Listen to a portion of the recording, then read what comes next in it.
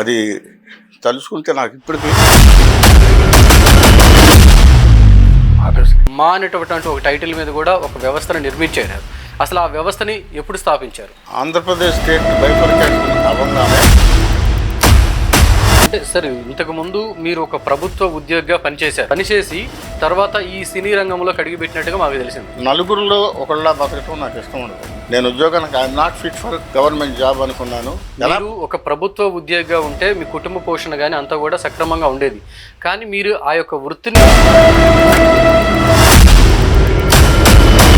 సముద్రంలో కంటూ దిగినాక ఒడిదుడుకులుండే పడవ ఉంటుంది, సదాటుగా వెళ్ళే ఓడ ఉంటుంది. మీ సినీ దర్శకత్వంలో ఇంతకు ముందు మీరు అన్నట్టుగా ఆ ఫీలింగ్ ఉంది కదా, ఈ కులతత్వం ఉండేది ఆకాశవాణిలో. ఓకే.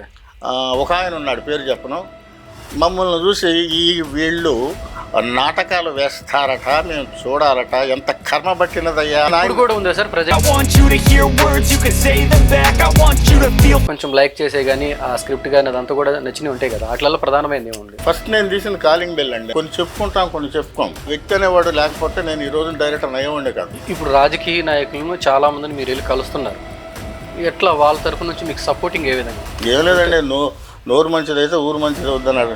ఇది ఉంటుంది. కొంతమంది కార్డు ఉంటేనే మీరు ఈ సినీ ఫీల్డ్లోకి మీకు ఎలా ఉంది, కార్డు లేకపోతే మీరు లేదు అనేటటువంటిది నాకు వచ్చినటువంటి సమాచారం. దీనిపైన మీ సమాధానం? మీరు చెప్పారా కార్డు కార్డు కార్డు కార్డు అని.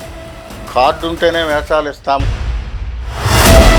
మీ దగ్గర పనిచేసినటువంటి కొంతమంది ఎవరైతే ఉన్నారో వాళ్ళు ఒక మంచి పొజిషన్లో ఉన్నారని అన్నారు. ఒక అతన్ని చాలా పెద్ద స్థాయికి వెళ్ళాడు.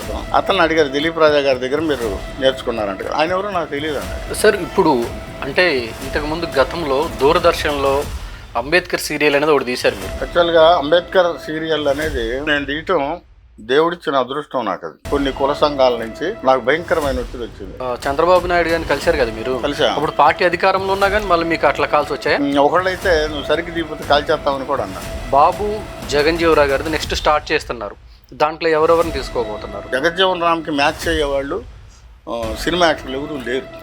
యువకులకు ఎలాంటి సందేశం ఇవ్వాలని కోరుకుంటున్నారు? ఇప్పుడు సినిమా రంగం అనేది ఒక రంగుల ప్రపంచం. ఆ ప్రపంచానికి వెళ్ళాలి అనుకున్నప్పుడు